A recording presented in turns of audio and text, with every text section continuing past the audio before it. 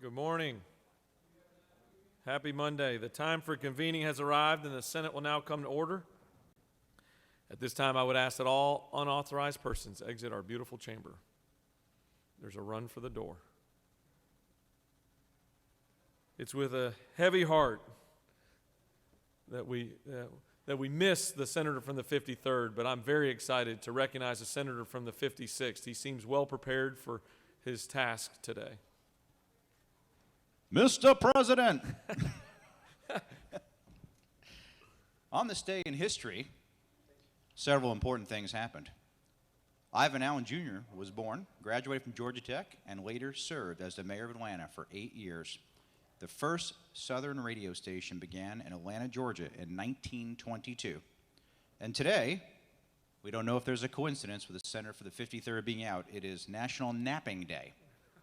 Also of note, concern may be that the Senator of the 13th is not back. It is National Peanut Lovers Day. And last but not least, it is National Sleep Awareness Week, which will play into the Senator from the first grave concerns about daylight savings time. And with that, the journal's been found to be read and correct. The chair is caught off guard at the preparedness and genuineness and fact-finding that the senator from the 56 brought forward. It's not customary early. Is there objection to dispensing with the reading of the journal? The chair hears none, and the reading of the journal is dispensed with. Is there objection to the confirmation of the journal? The chair hears none, and the journal is confirmed. All senators who have bills or resolutions, please bring them to the secretary's desk at this time. Mr. Secretary, first reading of Senate bills and resolutions, please. Senate Bill 292 by Senator Perrin of the 42nd, a bill to be entitled an act to provide a homestead exemption from the City of Decatur Independent School District ad valorem taxes for educational purposes for 5 years in the amount of $200,000. State and local government. Senate Bill 293 by Senators Perrin of the 42nd and others, a bill to be entitled an act to amend an act to create and establish in DeKalb County, Georgia, districts from which the members of the County Board of Education of DeKalb County shall be elected. State and local government. This completes the order, Mr. President. Mr. Secretary, will you please read reports of standing committees? Mr. President, the Senate Committee on Agriculture and Consumer Affairs has had under consideration the following legislation, has instructed me to report the same back to the Senate with the following recommendation. House Bill 153, due pass by substitute. House Bill 336, due pass by substitute. House Bill 693, due pass. Respectfully submitted, Senator Walker of the 20th. Mr. President, the Senate Committee on Government Oversight has had under consideration the following legislation, has instructed me to report the same back to the Senate with the following recommendation. House Bill 161, due pass. House Resolution 130, due pass by substitute. Respectfully submitted, Senator Harbin of the 16th. Mr. President, the Senate Committee on Public Safety has had under consideration the following legislation, has instructed me to report the same back to the Senate with the following recommendation. House Bill 218, due pass by substitute. House Bill 168, due pass. House Bill 453, due pass. House Bill 364, due pass. Respectfully submitted, Senator Albers of the 56th.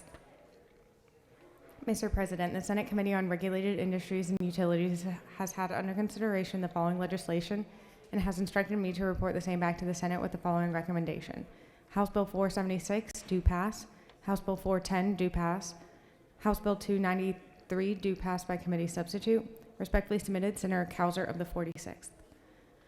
Mr. President, the Senate Committee on State and Local Governmental Operations has had under consideration the following legislation and has instructed me to report the same back to the Senate with the following recommendation. Senate Bill 287, due pass. Senate Bill 290, due pass. House Bill 658, due pass. House Bill 533, due pass. House Bill 623, due pass. House Bill 634, due pass. Senate Bill 21, due pass. Respectfully submitted, Senator Anderson of the 24th. This completes the order, Mr. President.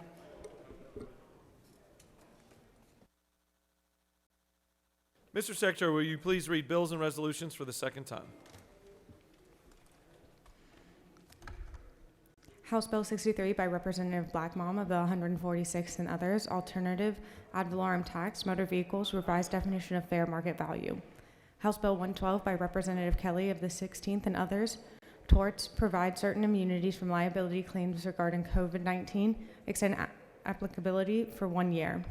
House Bill 119 by Representative Hawkins of the 27th and others, Professions and businesses, chiropractors may own professional corporations with physicians, provide.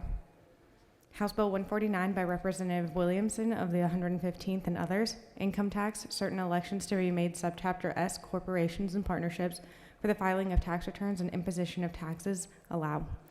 House Bill 169 by Representatives Corbett of the 174th and others, motor vehicles, commercial driver's license, provide requirements for issuance. House Bill 174 by Representatives Wydower of the 119th and others, motor vehicles, federal regulations regarding safe operation of motor carriers and commercial motor vehicles, update reference date. House Bill 207 by Representatives Corbett of the 174th and others, motor vehicles, electronic submission of certain documentation required of manufacturers, distributors, dealers, secondary metals recyclers, used motor vehicle parts dealers, and scrap metal processors by the Department of Revenue, provide. House Bill 210 by Representative Corbett of the 174th and others, motor vehicles, recording of odometer readings upon certificates of titles, exempt certain vehicles. House Bill 234 by Representative Hawkins of the 27th and others, self-funded health care plan opt into the Surprise Billing Consumer Protection Act, enact. House Bill 246 by Representative Watson of the 172nd and others, motor vehicles, issuance of replacement licenses and permits, increase fee. House Bill 271 by Representative Reeves of the 34th and others, Community Health Department of, assess one or more provider matching payments on ambulance services, authorized. House Bill 292 by Representative Williams of the 148th and others, ad valorem taxes, property, remove certain training requirements for members of county boards of equalization following their initial training for the first term. House Bill 305 by Representative Hawkins of the 27th and others, professions and businesses, massage therapy, revised definition. House Bill 322 by Representative Wydower of the 119th and others, Juvenile Code, revised definition of sexual exploitation. House Bill 355 by Representative Wydower of the 119th and others, Georgia Carbon Sequestration Registry, inclusion of building products in construction provisions. House Bill 362 by Representative Rhodes of the 120th and others, Environmental Protection Division, effective dates for standards, rules, and regulations, revised. House Bill 374 by Representative Gaines of the 117th and others, sales and use tax, local authorities providing public water or sewer service, exempt. House Bill 395 by Representative Belton of the 112th and others, the Professional Counselors Licensure Compact Act, enact. House Bill 497 by Representatives Estration of the 104th and others, a Code Revision Commission, revise, modernize, and correct errors or omissions. House Bill 620 by Representatives Leverett of the 33rd and others, Garden and Ward, payment of certain settlements involving claims of minors, clarify and revise procedures and requirements.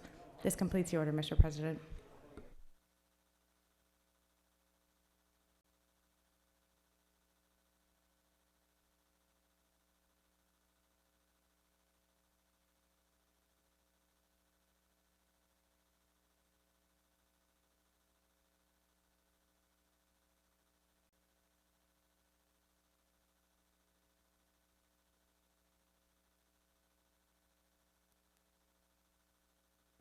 All right, it's now time for our morning roll call. It is now time for morning roll call. Is any senator? Chair recognizes the senator from the 33rd. Good morning, Mr. President, and good morning to the rest of y'all. I ask for unanimous consent to excuse the following senators from the 35th, 38th, 43rd, 44th, and 26th for business outside the Capitol, sir. Without objection, the senators from the 35th, 38th, 43rd, 44th, and 26th are excused. Chair recognizes the senator from the 27th. Thank you, Mr. President. I ask unanimous consent to excuse the senator from the 25th. Without objection, the senator from the 25th is excused. Chair recognizes the senator from the 50th. Thank you, Mr. Chair. I ask unanimous consent to excuse the senator from the 53rd. Isn't that your roommate? Did you forget to wake him up? For business outside the Capitol. For business outside the Capitol. The chair, senator from the 53rd, is excused. Does any other senator wish to make a motion to excuse? Chair recognizes the senator from the 24th.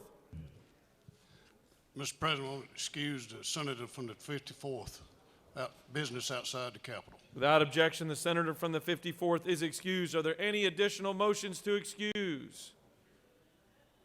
Secretary will call the roll of senators. Signify your presence by voting the yea switch. The Secretary will unlock the machine.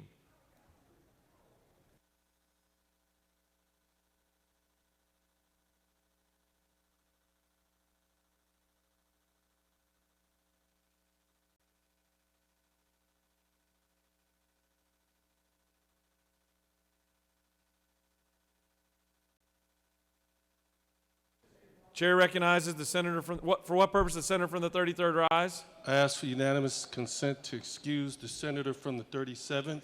The machine's already open. It's too late to make that motion.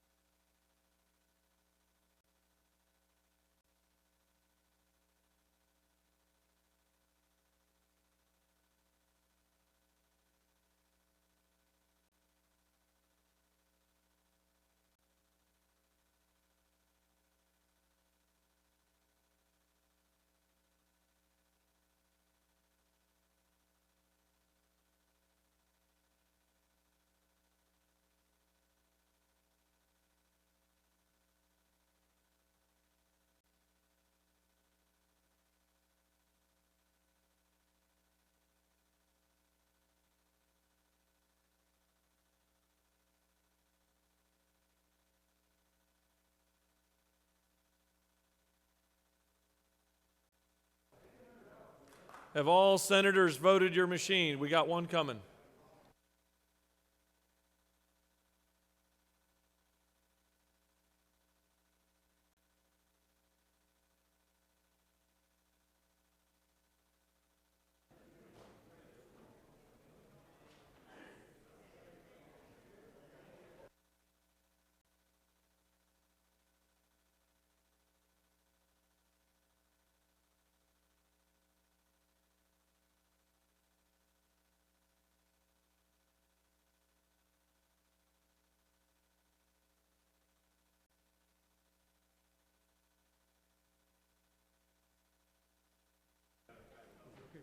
Have all senators voted their attendance?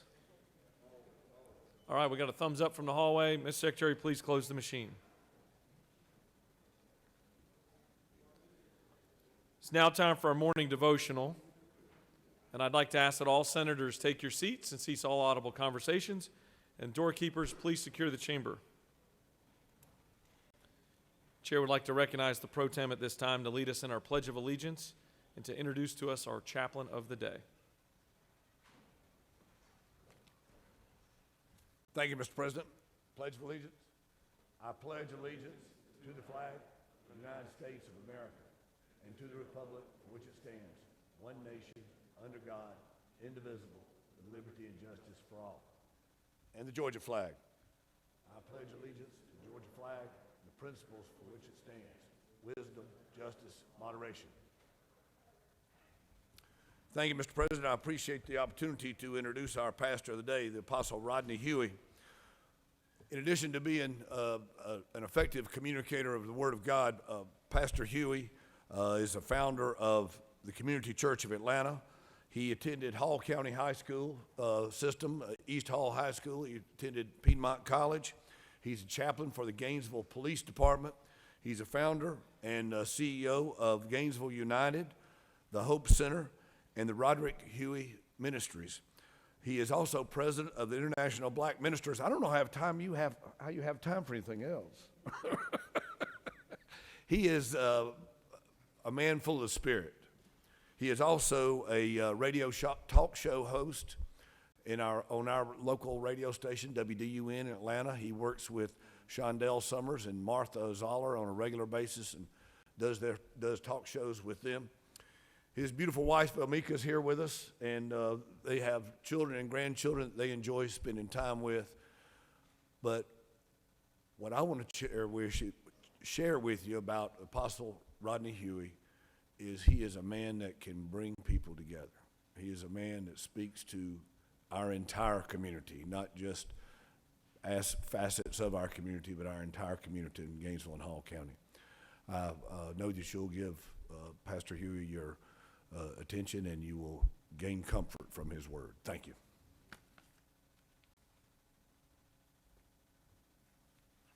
Good morning. I'd like to say thank you, first of all, to God for my health and strength, of course. To my beautiful wife, thank you for being with me. To my friend Butch, thank you for having me here. And I can truly say he's a friend. To all of you, thank you so much for allowing me to stand before you and just share a thought. I'm not going to preach today, so you're okay. He asked me to keep it under 3 hours, so I'm going to do my best.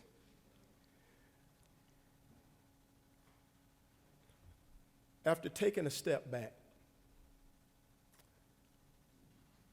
from the protest of summer, from the election that seemed to push us farther apart, I immediately had a moment where I thought there must be a reset. This is the perfect time for a reset. And then I was reminded of Romans 12:2.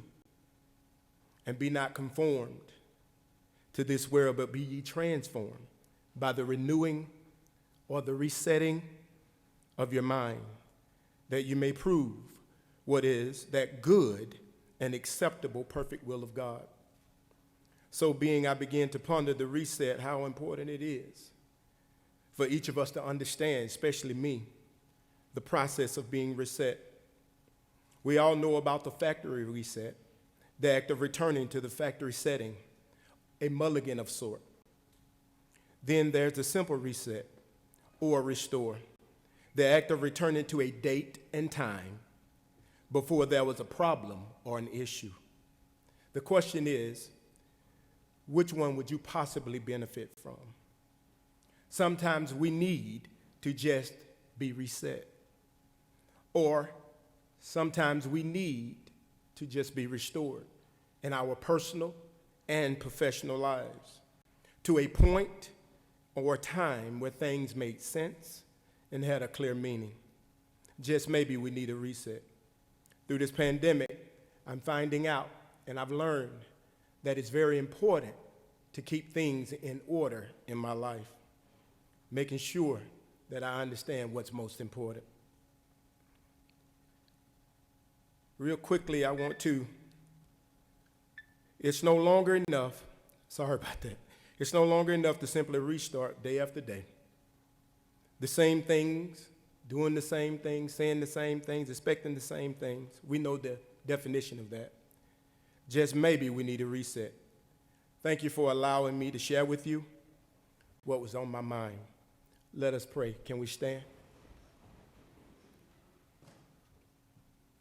Most gracious Heavenly Father, thank you for allowing us to be here today, and for these, your men and women of God that has been chosen to be our representatives.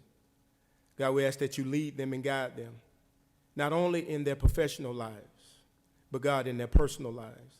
God, we ask that you cover their families, keep them from all hurt, harm, and danger, and continue to guide them as they guide us. In Jesus' name we pray, amen. Again, thank you. That's the shortest sermon I've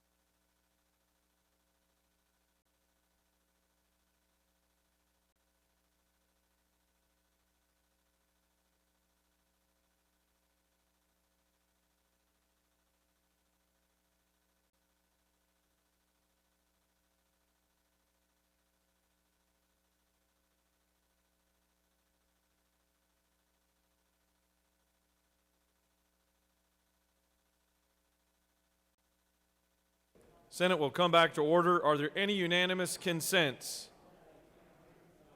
The chair sees none. Does any senator wish to rise on a point of personal privilege? Chair recognizes the senator from the 48th for a point of personal privilege.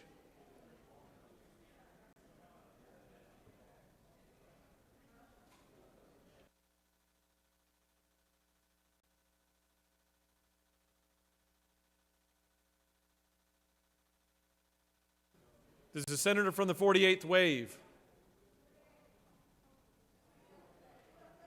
Recognized for a point of personal privilege.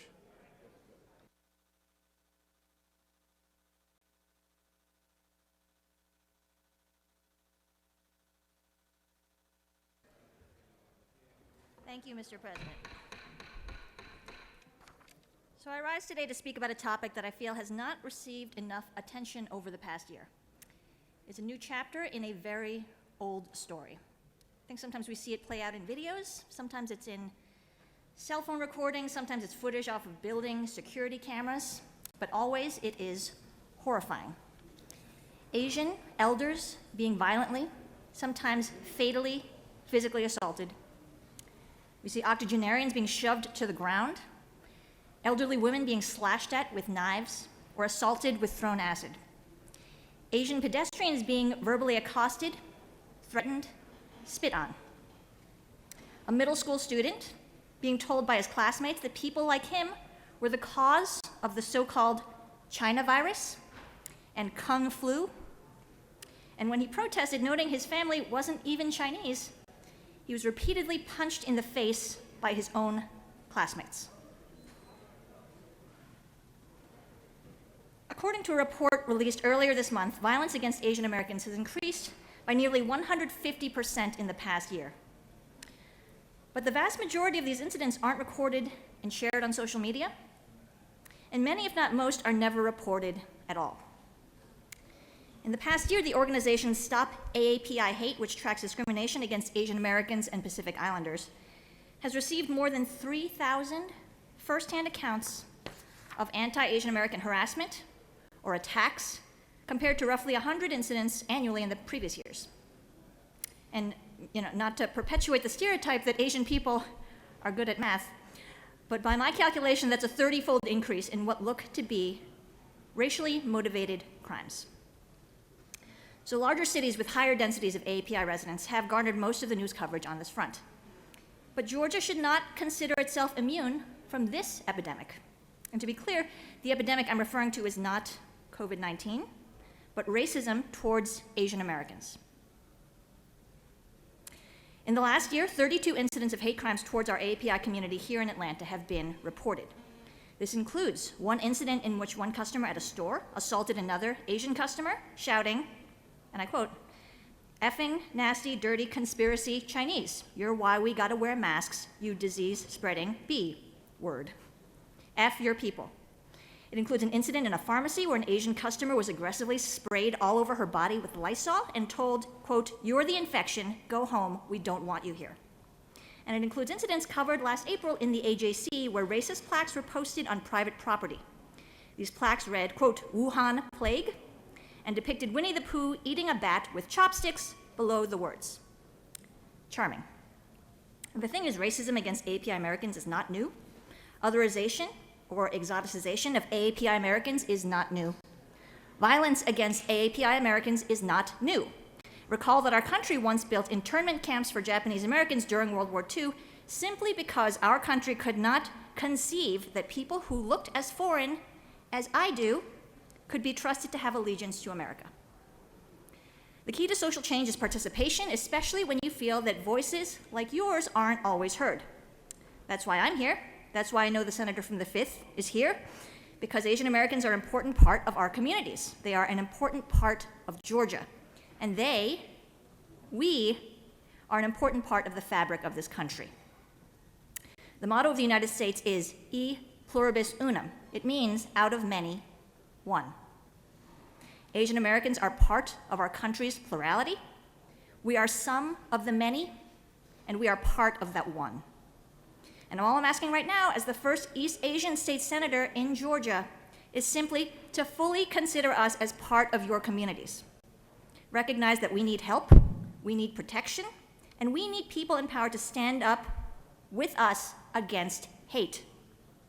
Being elected to represent our communities means representing everyone in our communities, and I implore you today to raise your awareness and stand up against discrimination towards our Asian American neighbors and friends. Thank you, Mr. President. I yield the well. Thank you, Senator. The chair recognizes the senator from the 20th for a point of personal privilege.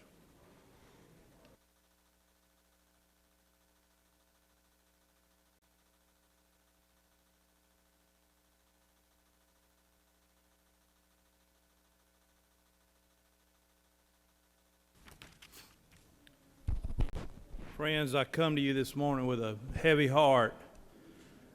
The city of Dublin, Lawrence County, and all of Middle Georgia are mourning this morning the loss of Dr. Jeroy Stuckey and his family, his wife Alicia, and their son AJ. They were killed in a tragic accident on I-16 yesterday, a 4-car crash. Dr. Jeroy was the principal, much-loved principal of Dublin High School. They were a young family with a promising future. He completed his undergraduate degree at Georgia Southern, earned his master's and specialist in education leadership from Georgia College and State University, and earned his PhD from Nova Southeastern. So we're in mourning today. It reminds me how fleeting life is, and we need to tell people that we love them, and the comfort is that knowing that they are at peace with their Maker. But I ask you to rise with me and pray for the Stuckey family and for the Dublin Lawrence County community. With a heavy heart, the senator has asked us to offer a moment of silence.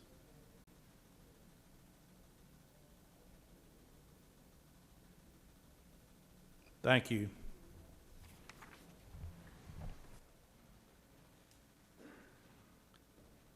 Chair recognizes the senator from the 41st for a point of personal privilege.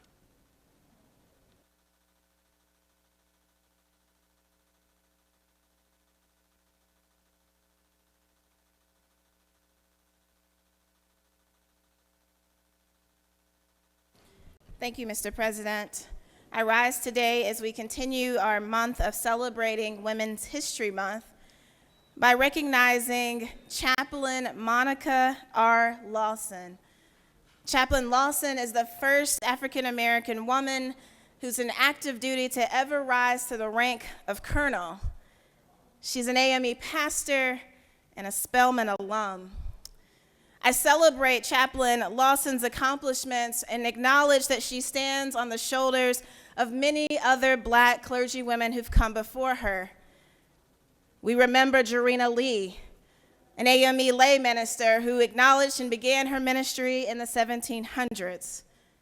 We also celebrate Bishop Vashti Murphy McKenzie, the first AME bishop who was a Black woman. And because I'm an Episcopalian, it seems like it would be remiss of me not to acknowledge also the first Black female Episcopal priest, the Honorable Polly Murray. I also stand on her shoulders, along with the Right Reverend Bishop Barbara Harris. Today, on this day, as we celebrate women in history, I lift up all women clergy, women who have broken through a stained glass ceiling over and over again. They are rabbis and imams. They are pastors and chaplains. Some of them have no formal titles, but instead, throughout all of history, they've been faith leaders in their villages and in their families, training our children and training adults in how to be faithful people who love and respect all. So today, I salute all women, clergy women, and honor the great history that I stand in and that great legacy of breaking through stained glass ceilings. I yield the well. Chair recognizes the senator from the 27th for a point of personal privilege.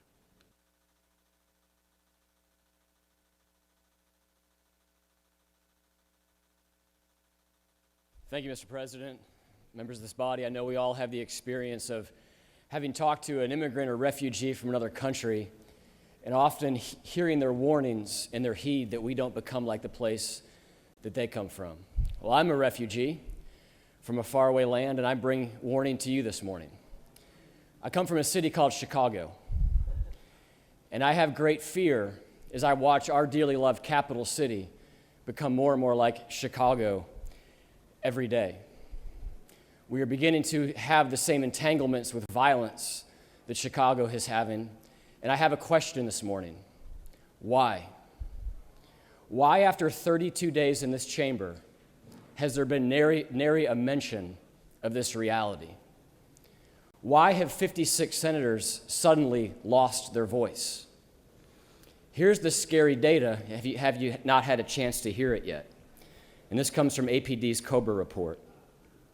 From 2019 to 2020, murder in Atlanta increased 62%. Shootings increased 45%. Total arrests were down 30%. Total traffic stops were down 35%. Why? Maybe 2020 was just a tough year. It was a tough year for a lot of us. Well, so far, 2021 is even worse. Year-to-date, murders are up 80%. Shootings have increased over 2020 year-to-date, 47%. Total arrests, they're down 43%. Total traffic stops, they're down 23%. Why?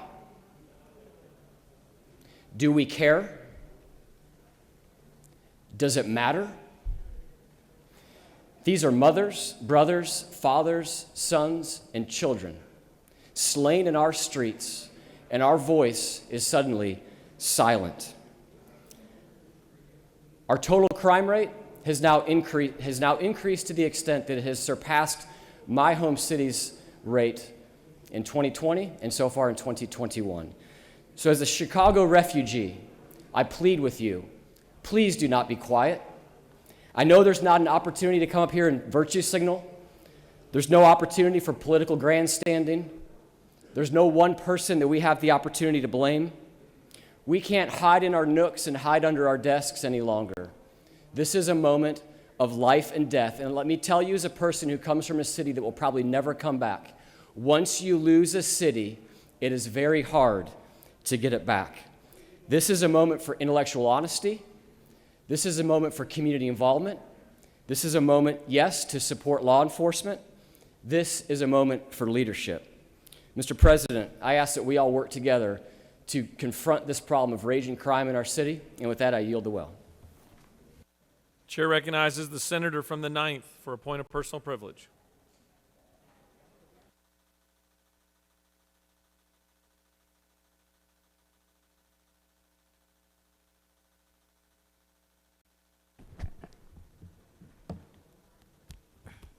Thank you, Mr. President. Good morning. I rise today to talk about a story that I saw in the paper this weekend. It's not new, but I am still disappointed that the Georgia vaccination rate continues to rank as one of the lowest in the nation. We are the great state of Georgia, and I find it hard to believe that we are so behind in our vaccination rate.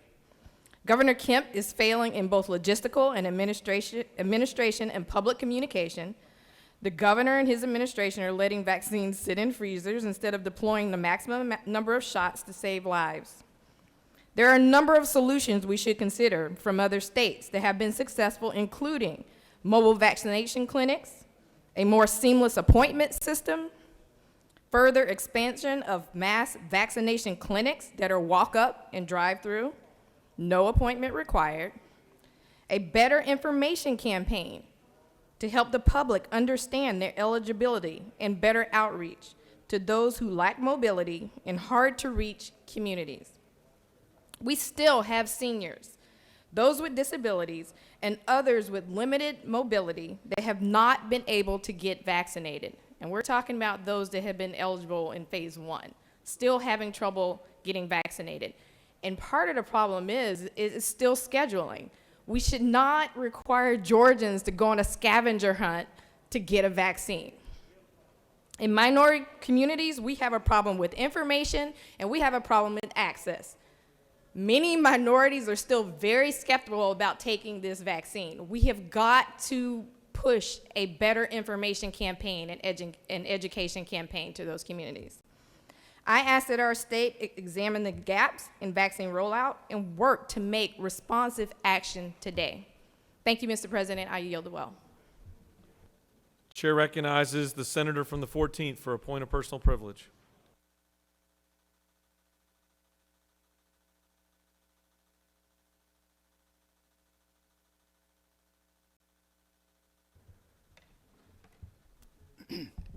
Thank you, Mr. President. I've got a question. When did right stop being right? When did wrong stop being wrong? Ladies and gentlemen, I'm wondering when the outrage is going to come over New York's Governor Cuomo. Where's the outrage? I don't hear it from the women. I don't hear it from New York. I don't hear it from the Democrats. Had that been a Republican, oh my goodness. Where's the outrage? Washington, D.C. is a mess.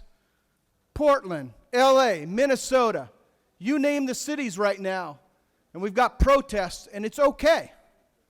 People getting killed, private property getting destroyed. Trump's not in office. The Democrats are in control right now. And yet, we're going to allow these protests to continue. The citizens that aren't even participating in the election process, that aren't even paying attention to the political process, they're just trying to pay their bills and run their businesses. But they're subjected to the continued protests that we're going to allow. Law enforcement's continuing to be pushed back, no pun intended, to be handcuffed to do their jobs. We just heard from a senator about the vaccine and the limited availability. That's bunk. Our state continues to roll that out. Is it our governor's fault that certain populations are afraid to go get the vaccine? No. As a Republican, it's called personal responsibility. As a citizen of the state of Georgia, first it was the vaccines weren't available, now they're available, and now it's our fault because they won't take it. Ladies and gentlemen, encourage people to take the vaccine. If they want to take it, it's available. If not, stop the blame game. With that, I yield the well.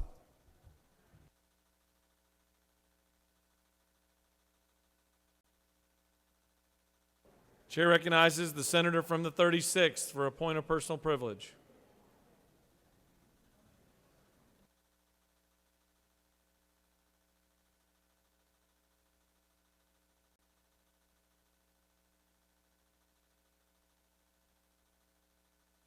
Thank you, Mr. President. Good morning, colleagues. Help's on the way. The COVID-19 relief vote has been taken, and the package is headed for Georgia and the rest of the 50 states of the great United States. It's going to be incredibly important to the options that we have as a state to meet the needs of our economy and the health of our citizens. I'd like to read you a letter that I got from a Georgian up in Roswell. Dear Senator Orrock, as a faith leader in Georgia, I'm writing today to ask you to take advantage of the Medicaid expansion deal in the American Rescue Act. If our state opts to expand Medicaid to low-income adults, the federal government will increase funding for Georgia's Medicaid program by 5% for the next 2 years. That would bring $1.3 to $2 billion to Georgia, which could fully fund our schools, pay for more broadband access in rural and underserved communities, reduce the Medicaid waiting list for people with disabilities, or strengthen our elections infrastructure. This deal is too good to pass up. With one move, Georgia could build a bridge to health coverage for 500,000 low-income adults, support struggling rural hospitals and communities, and reduce racial health disparities. Please act now to expand Medicaid in Georgia. Thank you very much. Regards, Carol Maddox, Roswell, Georgia. A very important letter that I received from one of our faith leaders. You know, right now we've got in the budget that's passing through our process more than $70 million for the waiver program. We're third in the nation for having the largest uninsured population. We have some dreadful health outcomes. Our statistics on maternal mortality for all women, and particularly for African American women, are some of the worst in the nation. It's time to act. This is a deal that Georgia cannot turn our backs on. We would net enormous amounts of money to come into our healthcare infrastructure funding, to bring coverage to the uninsured, and to build up our health delivery infrastructure. We have now all learned how important health and access to health care is, without a doubt. Let's do the right thing, Georgia. Let's take this COVID-19 relief plan and make it our own. The American Rescue Plan is on the way. Let's step up to the plate and hit a home run for Georgia. Thank you.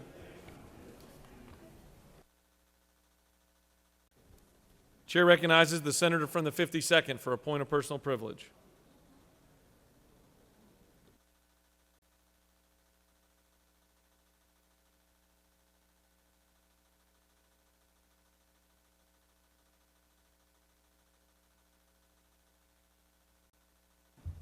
Thank you, Mr. President. I think you can probably count on one hand the times I've been up here in the last couple of years, but I'm pretty outraged today. The House sent us 30-something bills, a lot of them Christmas tree bills, multiple components on it. We sent them a few. We've passed out 6 of their bills. We have not had a single hearing on one of our bills. And let me just give you an example of one of these bills. It's got $100 million in there that we actually did 5 years ago, I think. There's been no study on it. All I know is that you had to have $100 million in assets to get this, and they gave 5 of those companies $20 million. We don't know what happened to that. It's a scam that has fleeced at least 10 states. And with no study on the last one, they're back again. And that particular bill has a fiscal note on it that says it's going to cost $185 million, and that's not true. It's going to cost $285 million. So I asked why. They said, well, the payout of that $100 million is in the 6th year, conveniently. We only look at the first 5 years to do the fiscal analysis. Jeb Bush shut this down in Florida, Scott Walker in Wisconsin, and another state, a senator said, whatever you do for a tax credit, do the opposite of what this one is. In another state, they said, if you did this to little old ladies, you'd probably go to prison, but I guess it's okay to fleece lawmakers. We have got tons and tons of stuff over there, and yet we send over to them a couple of bills that say, with these hundreds of millions we're giving out, let's spend a few $1,000s and actually study these things and see if they make sense, and yet no hearing on it. I was looking at 6 bills today in finance. I'm going to hear one, and that may be it. We have got to have action to do this in a business-like manner and not just send over stuff that eliminates sunsets, everything that this body has been against. We, in a bipartisan matter, said unanimously, we wanted to study these. We want to look at them, see if they make sense like any other business should do. Most all the states do that. We're in that select few that don't have a study process in place, and I think some people don't want a study process in place because they might realize what's in some of these. Mr. President, I yield well.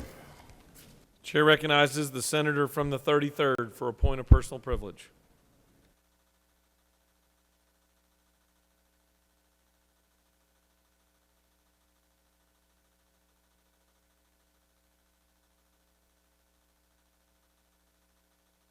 Thank you, Mr. President, my fellow senators, colleagues, friends, and y'all. I just wanted to remind you that this week is St. Patrick's Day. And I want to encourage everybody to think about wearing green. And we may have an annual Blarney Stone contest here. If y'all don't, for those who don't know what the Blarney Stone is a stone where you put your hand on it and see who can tell the biggest tale and make people believe it. Last year was a tie between the senator from the 53rd and the 12th. So, so may the luck of the Irish be with you. Thank you, Mr. President. I yield the well. Chair recognizes the senator from the 56th for a point of personal privilege.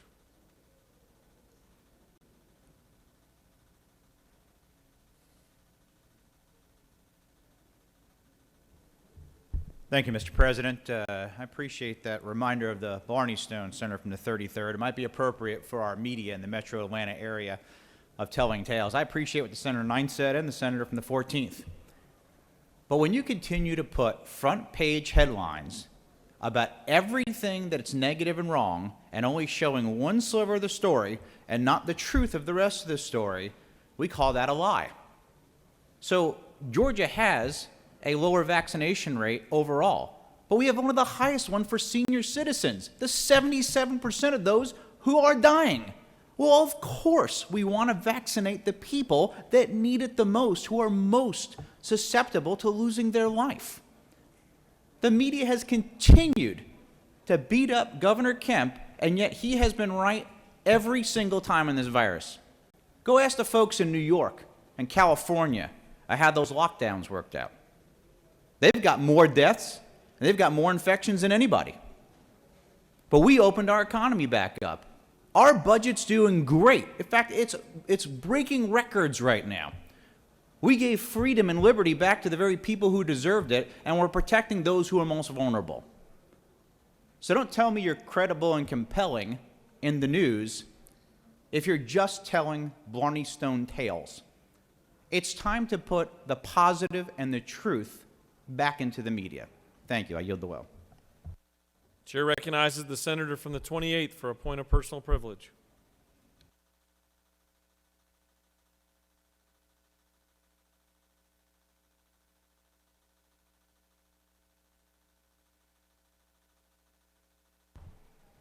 Thank you, Mr. President. Colleagues, I've seen divisive politics up close. Been to D.C., been there, done that, and it's not pretty. And I've started to see that poison leak down into this state. And I was hoping it was going to wait at least until election year, but it's here. So as y'all get your talking points from the Democrats up in D.C., keep in mind that is meant to divide. And this state has stood better than any other state when it comes to politics and coming together and doing what's right for our citizens. And when we heard from the senator from the 9th, when we hear these talking points blaming our governor, well, just a few months ago we were blaming the Republican president. And now we're going to blame a Republican governor. It's not the Democrat president's fault. Can't blame him. So the message to the American people and to the citizens of this state is, if you're a Republican and you're in charge, it's your fault. That's the message I'm hearing. So just keep in mind, when these talking points come out of D.C., they're meant to do one thing and one thing only, and that's divide. Thank you. I yield the well. Chair recognizes the senator from the 5th for a point of personal privilege.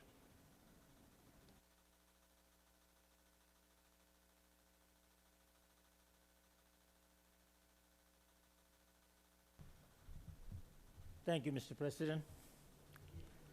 Good morning, my dear colleagues. I stand here today grateful to honor one of my favorite leaders, President Jimmy Carter.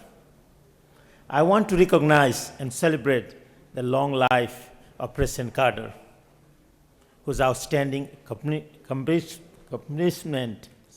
include being a Nobel Peace Prize winner, former governor of Georgia, former Georgia state senator, a global human rights activist, and the longest living United States president at 96 years old. When I came to this country, Jimmy Carter was 39th president. So I have a personal connection with him. He has also visited Bangladesh as the first United States president. Thanks to all my colleagues for joining me to honor one and only Georgia's president by signing on to the Senate Resolution 241. We honor President Carter for his leadership at home and worldwide as a reflective, compassionate, and humble leaders. We recognize the outstanding and long-standing accomplishment of President Carter and thank him for his dedication to the state of Georgia, the United States, and the world, and congratulate him on being the longest living United States president. Thank you, Mr. President. I yield the way. Chair recognizes the senator from the 4th for a point of personal privilege.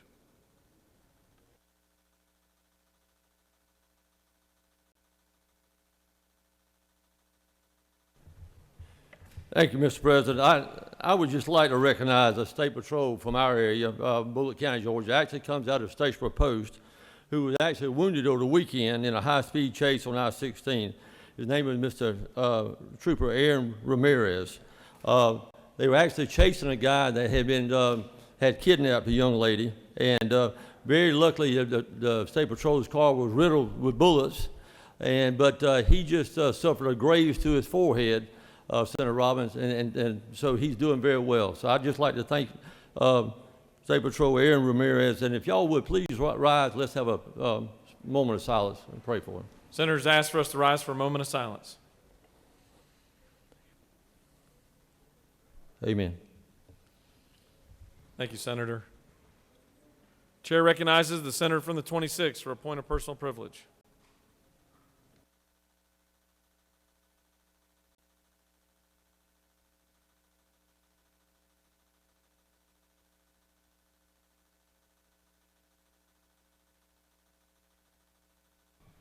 Thank you, Mr. President.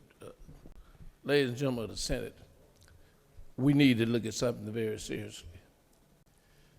We need to add a third lane to 16. We don't need to wait. We're going to be one of the busiest ports in the world. The railroad cannot handle all the freight. Truckers are going to be up and down the road. You remember we had to do $1 billion deal because we let our highway system get down, and we had to bring in the money to fix it. What we need to do is start planning and put the money in to build a third lane. There's been a lot of conversation, and most of it has been about 14 from Augusta, Columbus to Texas. But we need to do what we need to do, and I would hope that the chairman of appropriations would look at it and we start putting money in to build that third line. Thank you, ladies and gentlemen of the Senate. Thank you, Senator.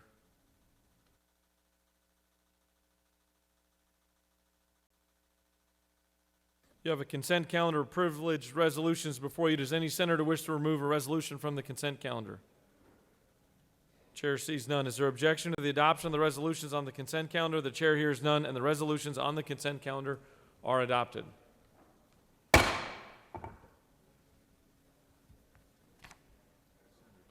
there any motions to withdraw and commit?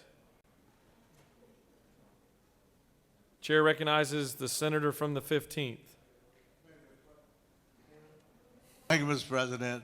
I unanimously move that we remove House Resolution 142, that it be withdrawn from the Committee on Government Operations and be committed to the Committee on State Institutions and Property. Mr. Secretary, can you please read the caption? House Resolution 142 by Representatives Green of the 151st and others, a resolution authorizing the lease of certain state-owned property located in Baldwin County, authorizing the conveyance and granting of easements on certain state-owned real property located in Columbia County, authorizing the convenience of certain state-owned property in Hall County, to provide for related matters, to provide for an effective date, to repeal conflicting laws, and for other purposes.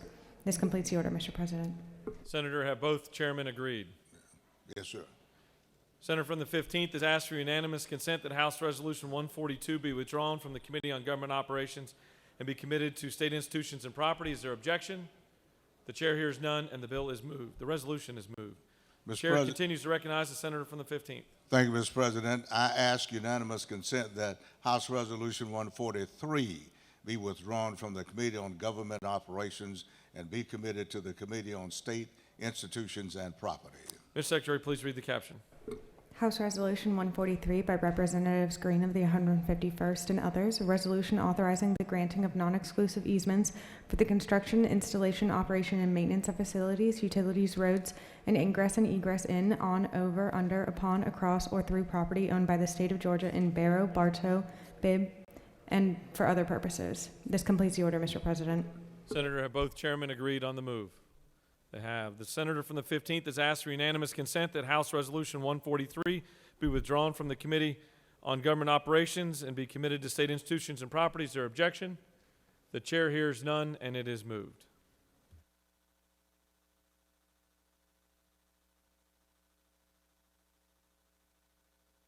You have a consent calendar of local bills before you. Mr. Secretary, are there any objections filed to any bill on the local consent calendar? Mr. President, there are no objections filed. Is there objection to agreeing to the report of the Committee on State and Local Government, which is favorable to the passage of the bills on the local consent calendar? The chair hears none, and the report of the committee is agreed to. The question is on the passage of the bills on the local consent calendar. All those in favor vote yea. Opposed, nay. The Secretary will unlock the machine.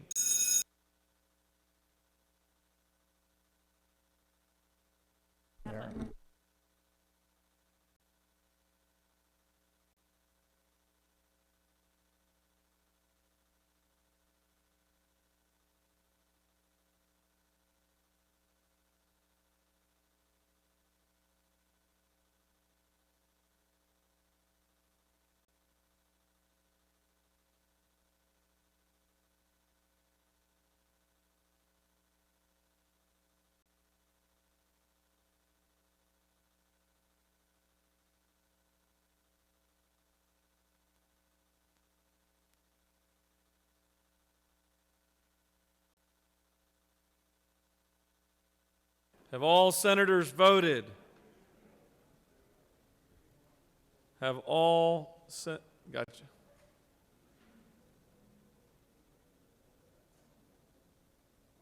Is the hallway clear?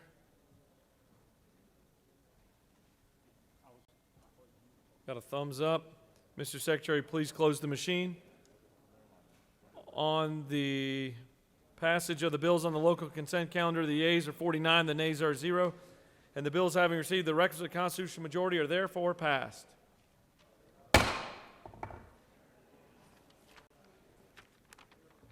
We are now going to move on to the rules calendar. The rules calendar. Mr. Secretary, can you please read the caption to House Bill 111? House Bill 1. What purpose does the senator from the 36th rise? I'd like to ask unanimous consent to excuse the senator from the 22nd for business outside the Capitol. 22nd? That's right. Without objection, the senator from the 22nd is excused. Mr. Secretary, please read the caption. House Bill 111 by Representative Williamson of the 115th and others, a bill to be entitled an Act to Amend Chapter 1 of Title 7 of the OCGA relating to financial institutions so as to clarify and remove superfluous language, to update terminology, to remove outdated language, to amend Chapter 3 of Title 7 of the OCGA relating to installment loans so as to provide for deferments of the installment loans, to amend Chapter 6A of Title 7 of the OCGA relating to the Georgia Fair Lending Act and for other purposes. Mr. President, the Committee of the Senate on Banking and Financial Institutions recommends that this bill do pass. Respectfully submitted, Senator Brass of the 28th, Chairman. That completes your order, Mr. President. Chair recognizes the senator from the 18th to present House Bill 111. The distinguished senator from Macon.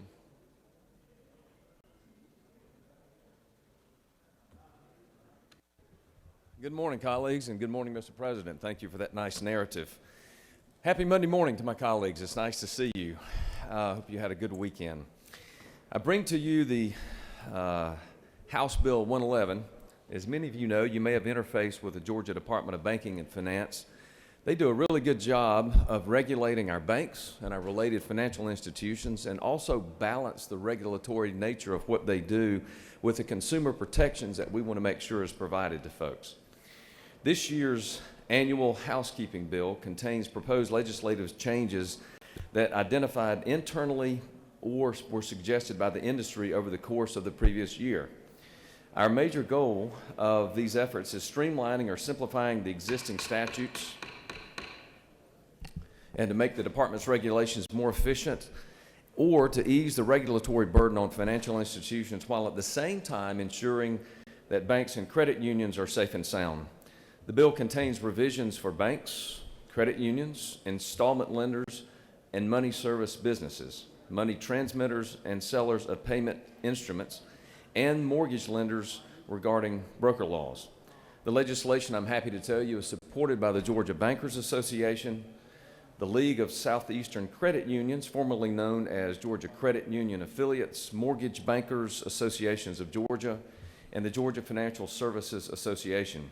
Equally important, I'm pleased to tell you, is that no one has objected to any of the provisions that are here or expressed any concern to me about this year's annual banking bill. It is very much, we often talk about, this is a cleanup bill, but this truly is. It's an annual effort by the good folks at the Banking and Finance Department.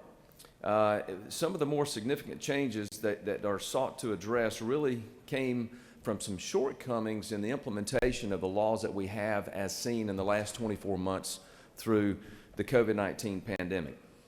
The Installment Loan Act, for example, provides that a loan agreement cannot be longer than 36 months and 15 days.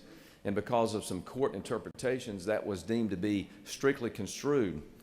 But fortunately, and what's done here is that the department has worked with the various stakeholders and creates, in particular, two opportunities for having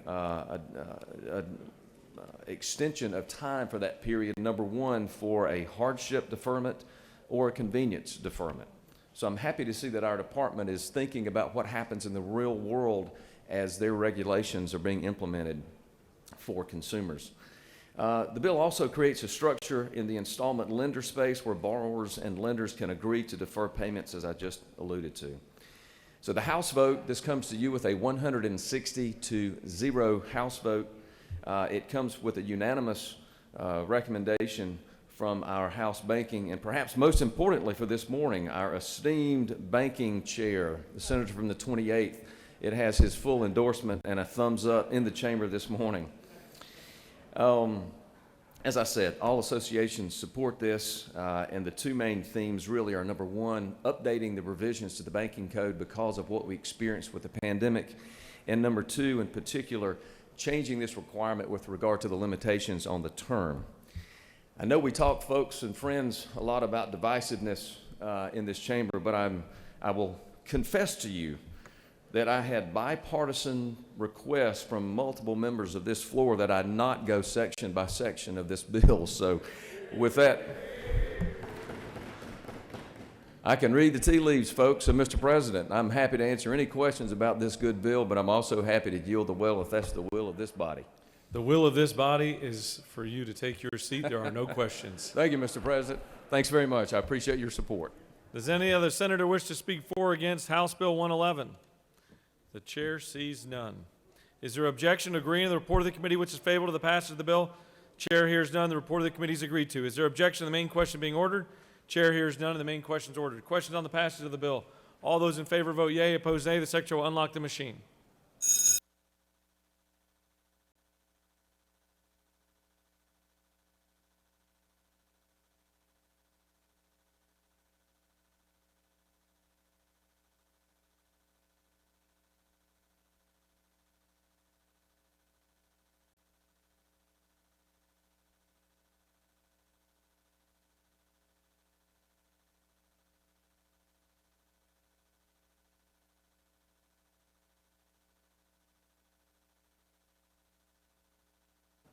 Have all senators voted?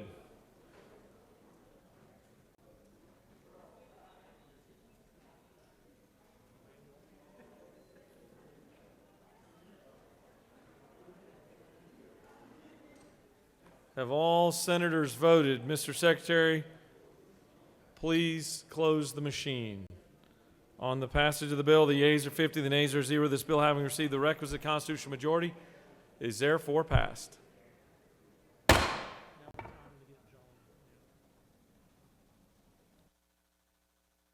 For what purpose does the senator from the 56th rise? Mr. President, I'd ask unanimous consent that House Bill 286 be withdrawn from the Committee on Government Oversight and be committed to the Committee on Public Safety. Mr. Secretary, please read the caption. House Bill 286 by Representative Gaines of the 117th and others, a bill to be entitled an act to amend Chapter 8 of Title 36 of the OCGA relating to county police so as to restrict the ability of county governing authorities to reduce funding for county police departments, to amend Chapter 60 of Title 36 of the OCGA relating to the general provisions applicable to municipal corporations so as to restrict the ability of municipal or consolidated government governing authorities to reduce funding for municipal police departments and for other purposes. That completes your order, Mr. President. Senator, have you spoken to both chairmen? Thumbs up. Senator from the 56th has asked for unanimous consent that House Bill 286 be withdrawn from the Committee on Government Oversight and be committed to public safety. Is there objection? Chair hears none, and the bill is moved.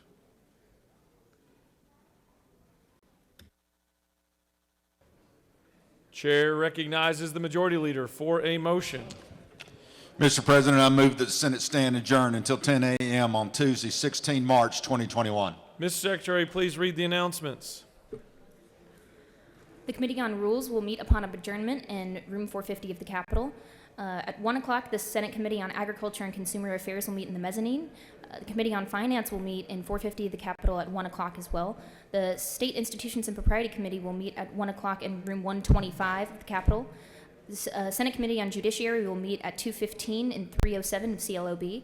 The Committee on State and Local Government Operations will meet at 2:15 in room 310 of CLOB. And the Senate Committee on Ethics will meet at 3:30 p.m. in room 307 of CLOB. That completes your order. I want to take a quick moment to remind everybody that tomorrow is going to be the joint session for Chief Justice Harold Melton to address us for the state of the judiciary tomorrow at 10:45. So we're going to have to conclude our business prior to that. Just like we did during the State of the State address, the Senate is going to stay in these chambers here and watch via video, obviously for space, social distancing.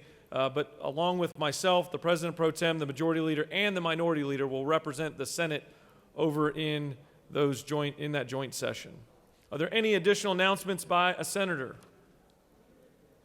The chair sees none. The Majority Leader has moved that the Senate stand adjourned until Tuesday, March 16th, 2021 at 10 a.m. All those in favor of the motion will signify by saying aye. Opposed, no. The ayes have it, and the Senate will stand adjourned.